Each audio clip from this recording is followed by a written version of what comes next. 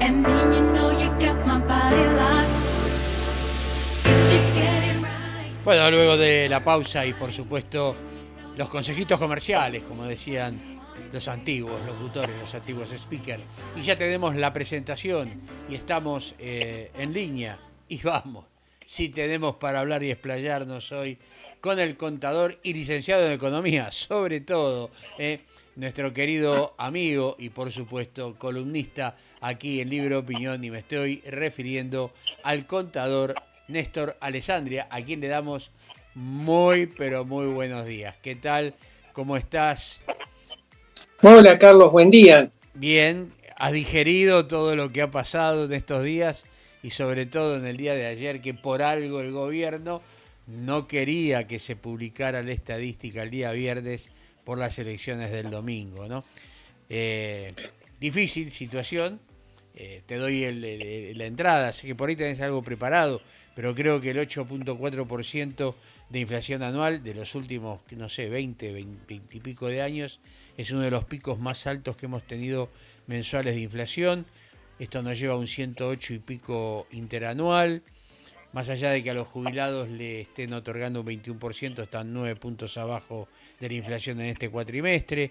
¿Qué más puedo decir? Que el gobernador Axel Kicillof determinó un 30% de aumento en las jubilaciones mínimas. Bueno, aumento, que todo nos lleva a emisión, a una parafernalia de una bola de nieve que cada vez se hace más alta. Y bueno, te tiré los títulos, ahora arreglate, Néstor. Muchas gracias. Milton Friedman decía en su oportunidad que la inflación era un fenómeno monetario, Uh-huh. pero el escritor y historiador Niall Ferguson decía que la hiperinflación es siempre un reflejo del vacío de poder. En su libro El triunfo del dinero, decía justamente que ante falta de un liderazgo fuerte, se producen estas alteraciones. En su libro hablaba, por ejemplo, de lo que había pasado hace 100 años en la República del Weimar, donde en Alemania estaba sometida a la presión de Francia para que Alemania indemnice a Francia por los problemas que había tenido en la Primera Guerra Mundial, además de la propia incapacidad del gobierno alemán. Por supuesto, la historia después va a decir que Francia ocupó una mina de carbón y usufructuó los beneficios de esa mina de carbón, dándose por pagadas las deudas que tenía con Alemania. Me refiero que ese tema de la falta de poder, no hace falta entonces que se estudie la hiperinflación a partir del incremento desmedido de los precios, que no haya un antecedente como hubo en su oportunidad en el año 89, a pesar de que ahora sí vamos a hablar de ese tema.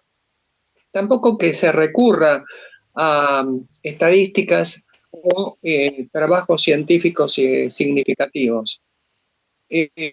Para mí, cuando existe un vacío de poder, cuando existen alteraciones en el poder político, se produce y se traslada eso a una situación de hiperinflación. Lo que quiero es llegar a decir mi teoría de que en realidad las decisiones económicas siempre dependen de un sustento político. Es decir, que la política está antes de la economía y las decisiones económicas se toman en función de un marco de referencia político. Si notamos qué pasó en el año 89, bueno, en marzo de 1989, José Luis Machinea es despedido del Banco Central. Cuando asume más adelante Juan Carlos Pugliese como presidente, como ministro de Economía, se encuentra con que tenía una inflación del 17% mensual. Entonces lanza, después de una serie de medidas y sus resultados, que me contestaron con el bolsillo en vez de contestarme con el corazón. Es que de un 17% mensual pasó a un 33,4%. con las circunstancias que los precios mayoristas aumentaron un 58%. Todos sabemos que cuando existe un incremento en los precios mayoristas, eso se traslada después a los precios minoristas. Y además existe lo que se llama la inercia inflacionaria, por lo cual los valores de un incremento de precios de un mes se traslada al mes siguiente. Por supuesto, esto desembocó en una hiperinflación, donde existía ya el tema de precios justos, donde también existía una sequía en el campo, donde las tasas interbancarias llegaron al 4,75% mensual, diario, casi un 125% anual, casi un 125% mensual. Entonces, esto significa que la historia se repite, pero la historia se repite porque no nos damos cuenta de lo anterior. Lo anterior es, por ejemplo, fijación de precios máximos, desarme de expectativas y demás, que en realidad no están teniendo éxito en ningún lado. Mi opinión personal es que para desarmar todo este tema hacen falta una serie de condiciones. La primera condición es que exista un liderazgo fuerte. La segunda condición es que los acuerdos marcos duren 2 periodos presidenciales. Es decir, que existe un consenso entre las fuerzas de cuáles van a ser las políticas a aplicar.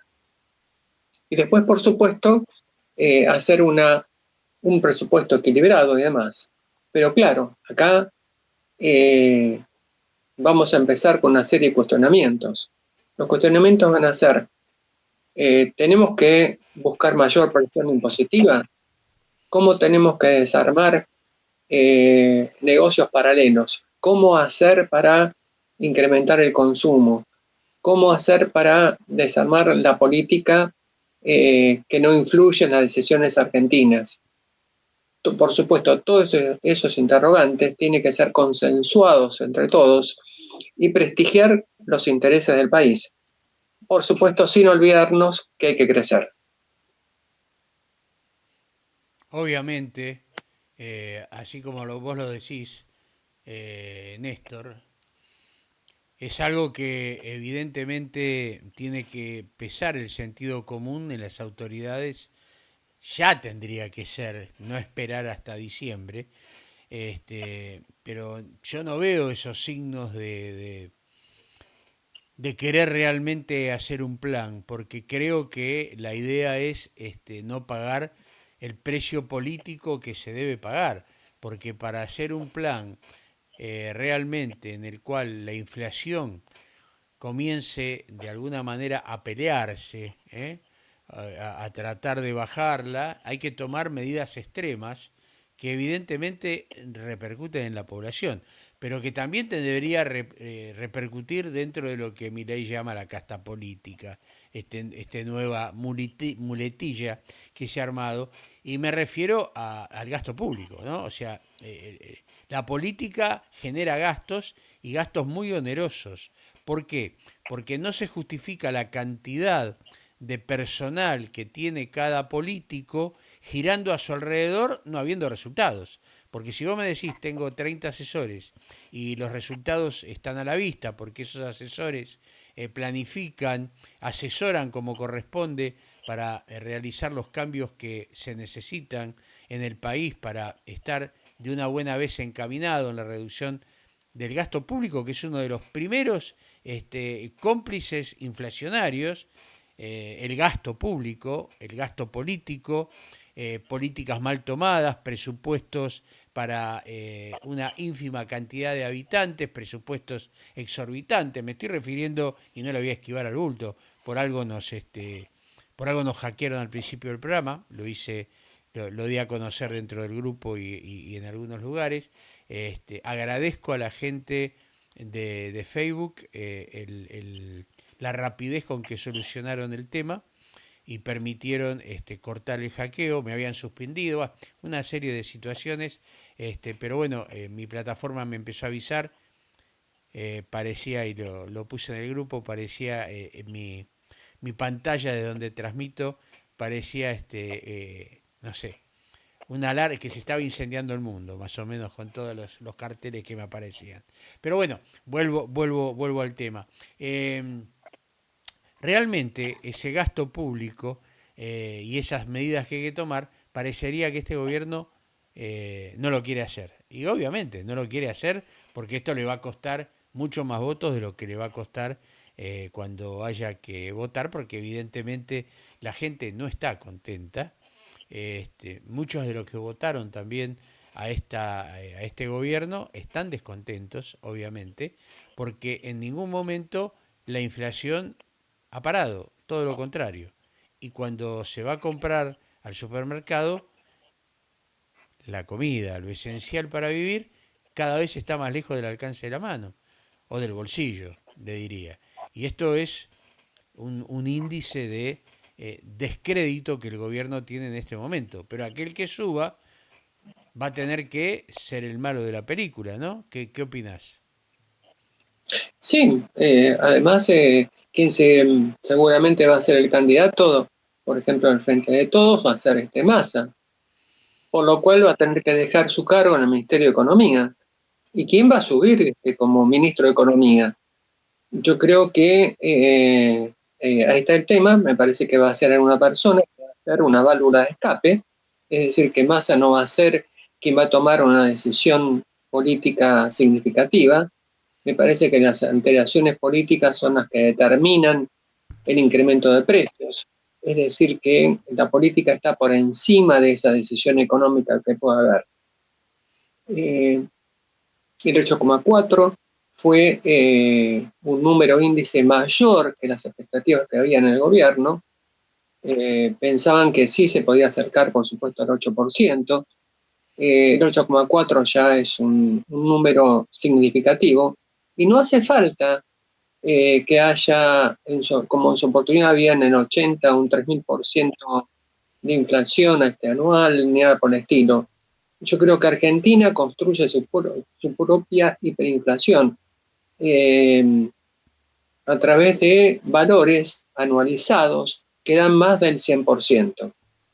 Y eso impide cálculos económicos, impide saber la rentabilidad de las empresas, impide desconocer el ahorro de la gente. Entonces, todo el mundo intenta, quien puede, por supuesto, ir hacia una economía bimonetaria, resguardarse en dólares y demás, que es lo que está faltando. Justamente las reservas del Banco Central están en números negativos, tenemos una sequía en ciernes importante, calcula en 21 mil millones de dólares menos. Entonces, eso Vamos, vamos a tratar de restablecer. Ahí está, porque te quedaste congelado un momentito. Eh, yo digo, ¿no? El presidente habló y habló de una inflación imaginaria que está en la cabeza de la gente. Nuevamente volvió a repetir eso, volvió a culpar a los empresarios, a los grupos hegemónicos. Ahora yo pregunto, ¿no? ¿No tiene derecho a ganar dinero esa gente? Aquellos que, claro, acá en el gobierno lo llaman inescrupulosos, pero cuando uno tiene gente a cargo, tiene que pagar impuestos y muchos, cuando tiene que pagar salarios, cuando tiene que reponer y no sabe a cuánto reponer, ese es el nudo de todo. ¿Y quién lo crea? El gobierno.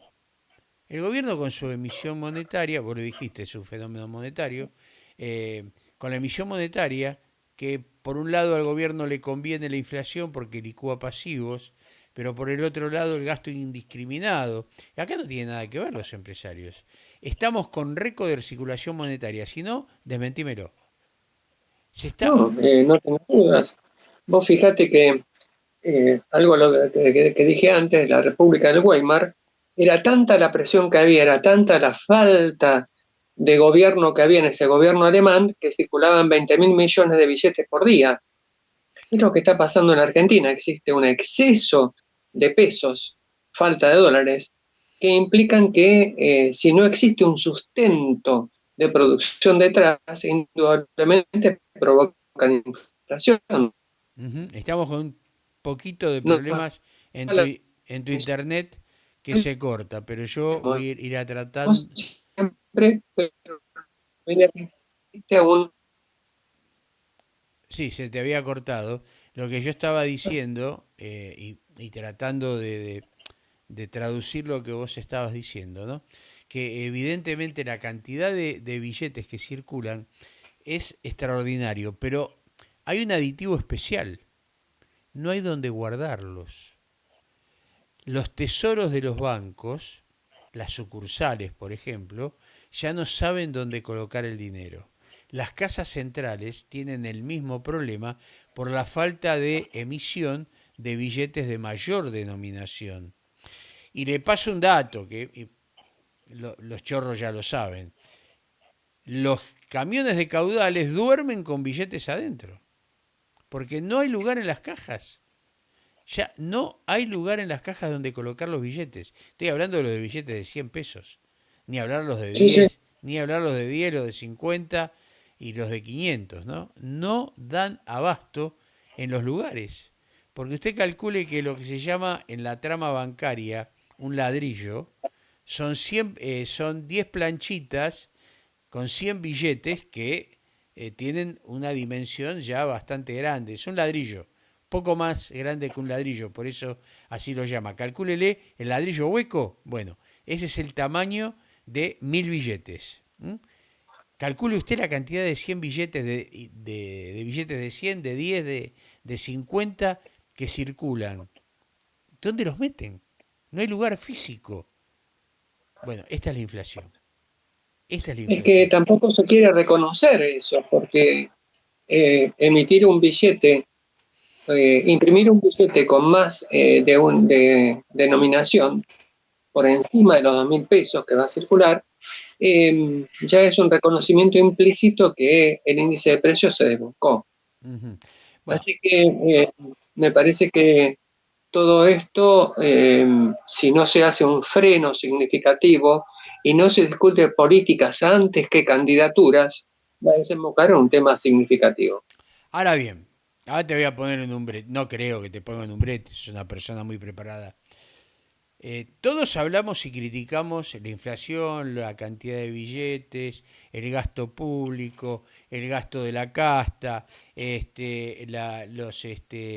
la cantidad inmensa de planes que hay con gente que no retribuye el plan que recibe, o sea, no retribuye desde el punto de vista contribuyendo al Producto Bruto Interno, ¿no? O sea, gente que no hace producción. Eh, Sí. Estamos criticando, o de alguna manera es una crítica a lo que pasa, no una crítica por criticar para denostar al gobierno, sino que es algo que el gobierno está haciendo mal.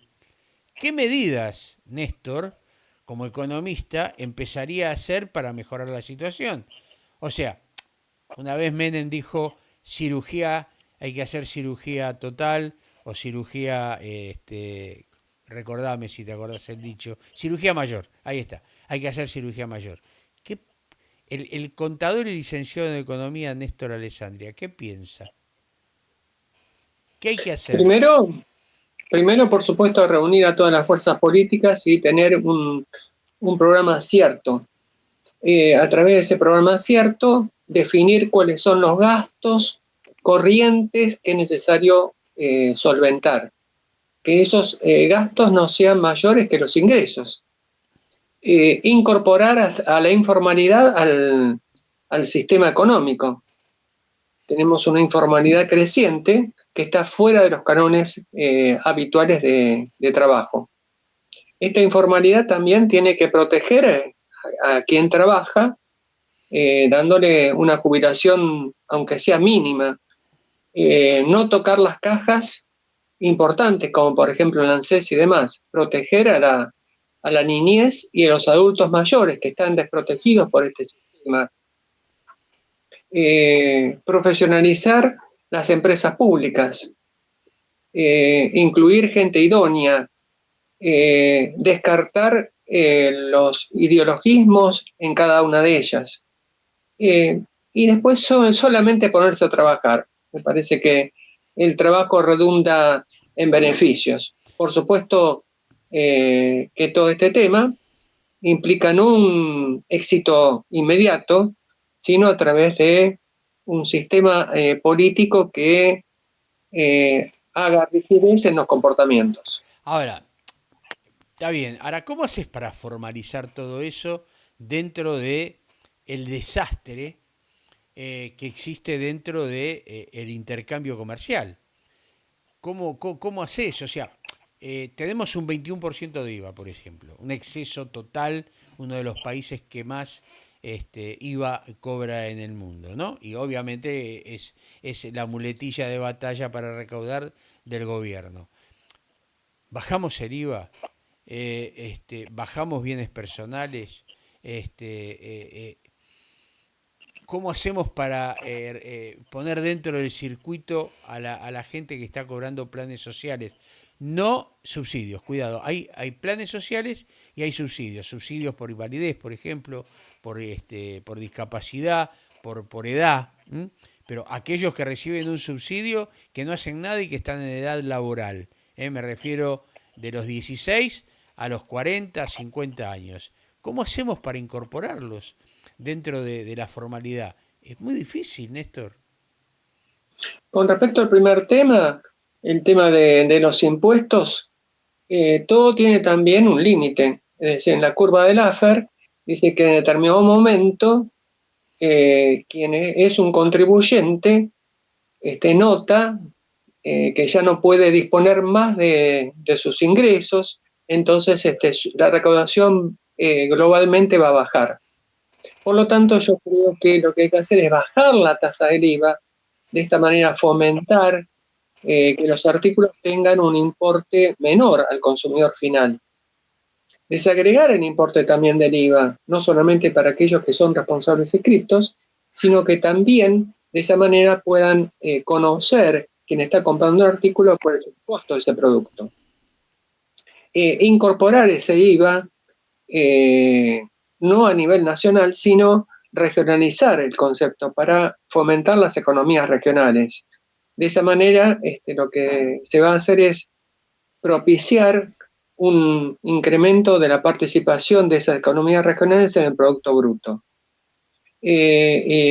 Con respecto al tema de las empresas que no van a incorporar personal por aquellos que tienen planes sociales, me parece que el tema de la contribución patronal hay que descartarla porque es un impuesto que grava exclusivamente a las empresas y de esa manera pueden tener la oportunidad de que estas personas pueden ingresar en la empresa. Por supuesto es un periodo difícil porque aquel que está acostumbrado a un plan social, el hecho de acostumbrarse a un periodo de trabajo y una rutina de trabajo va a ser significativo, pero me parece que hay que llamar al consenso de que el trabajo es más importante que ese plan social. Ajá. Te hago, creo que la última pregunta. Si sale algo, no tenemos problema de horario. Eh, ¿Qué harías vos si asumís y tenés la brecha cambiaria que tenés? ¿Liberás el mercado de cambio de golpe? ¿Lo haces en forma progresiva? ¿O creás, por ejemplo, un dólar financiero y un dólar a nivel consumo, llamémosle, ¿no? ¿Qué haces? Y no tengo duda de que hay que crear, desdoblar ese mercado cambiario, no hacerlo en forma inmediata, obviamente, porque eso va a generar tensiones políticas al extremo. Ajá. Eh, Me parece que la brecha cambiaria lo que está haciendo es alentando posiciones dominantes de aquellos que tienen dinero en juego. No es Doña Rosa quien está haciendo estos movimientos ni nada por el estilo, sino que son aquellos que tienen determinadas posiciones de poder. Ajá. Y hoy, si vos tuvieras que liberar el mercado de cambios, ¿no? Eh, ¿Qué valor le darías?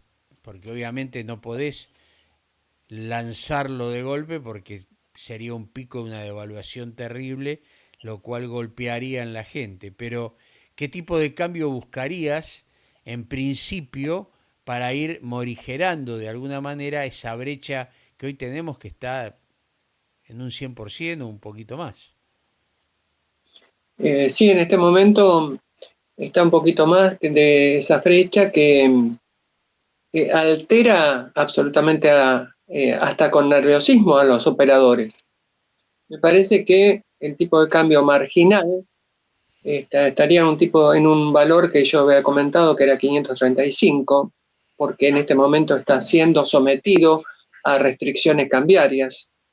Me parece que no es negocio que se compren aquellos que pueden los $200 mensuales a 227, 234 pesos y después que se vendan a un valor superior.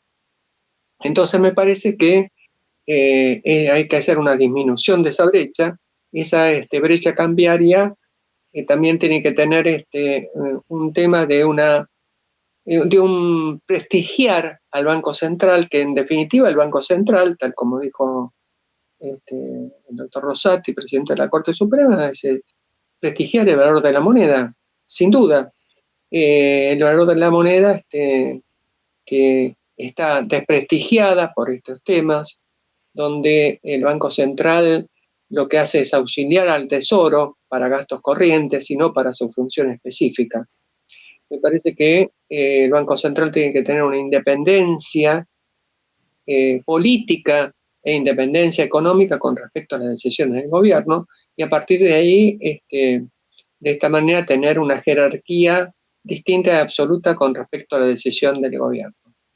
Si bien en este momento, Néstor, para ir cerrando, no es el mejor momento de la economía productiva en cuanto a los exportadores, por distintos motivos, ¿no? Exportadores tradicionales y no tradicionales.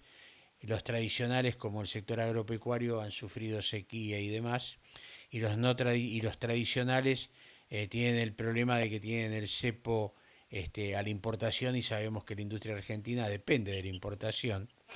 Pero mejorando ciertos niveles, teniendo un tipo de cambio mucho más competitivo, el Banco Central podría recaudar mucho más, también con retenciones mucho más laxas, y podría de alguna manera empezar a fondear una reserva lógica como para poder intervenir en el mercado internacional de importaciones y exportaciones. Dentro de la lógica, obviamente, y que el Banco Central deje de ser la caja proveedora de fondos al servicio político, ¿no? Seguro, el tema del comercio exterior en ese caso es clave, porque a partir del comercio exterior se generan las divisas que en este momento no existen. Sí, no, aparte, Además, desarrollar, por supuesto, temas tan importantes que la naturaleza nos ha concedido, el tema del litio, el tema de vaca muerta, propiciar todos estos enclaves, que estos enclaves nos han sido dados por la naturaleza, por Dios, y a partir de ahí propiciar un país más igualitario. no, seguramente, seguramente, y por supuesto, con todas estas medidas que se tomarían, estaríamos abriendo el camino a aquellos que son tan resentidos o resistidos por este gobierno, que es la inversión extranjera, ¿no? Donde de una buena vez por todas debemos abrir las puertas a aquellos que quieran venir, obviamente con las pautas que un gobierno coherente, ponga en cuanto a las ganancias. Todos aquellos que quieren invertir quieren ganar y es lógico. Y no restringiendo, ¿no? Donde en todo momento se ataca todo lo que no sea de origen argentino y que hablan de las corporaciones y de los oligopolios y todas estas cosas que en definitiva hay muchas empresas que engrandecieron el país y que trabajaron para el país y tomaron mano de obra del país. Vamos a tomar una sola, me refiero a Ford Motor, por ejemplo. Ford Motor Argentina tiene una historia en el país muy grande y pese a todo ahora se ve, como todas las automotoras, automotrices, perdón, se ven castigadas de alguna manera con todos los cepos que se le ponen, ¿no? Entonces, hoy prácticamente comprar un auto de cualquier marca, la gran mayoría de toda su repuestería es importada, porque el coche se dejó prácticamente de montar en la Argentina, con lo cual también de alguna manera perjudicó los turnos de fábrica, etcétera, etcétera, etcétera, más allá de la robotización que las empresas han logrado. O sea que es todo un cúmulo de cosas que no se tratan 3 años y medio, y en el Congreso lo único que se trató fue ver a dónde conseguían las vacunas en países que no fueran dentro del ejido de Occidente, cómo jorobar a la Suprema Corte de Justicia y cómo beneficiar a aquellos que estaban con procesos judiciales dentro del partido que gobierna. Mucho más de eso no se ha dado, porque realmente leyes a fondo, que vean el bienestar común, no he visto. ¿Me equivoco? Es que la competencia entre empresas monopólicas es fundamental. Las empresas oligopólicas necesitan también este tema de competir con alguien, porque a partir de la competencia con alguien, con otro ente, con otra empresa, es cómo los precios se van disciplinando. La Argentina necesita este tema de conocer cuál es el precio que concurren esta oferta y demanda, y a partir de ahí generar valores distintos, porque si dejamos en manos de aquellos que son formadores de precios y únicos, esa no es la medida, porque a través de la formación de los precios después se van trasladando a las distintas etapas. El Exacto. tema de la inversión extranjera sí es un tema importante.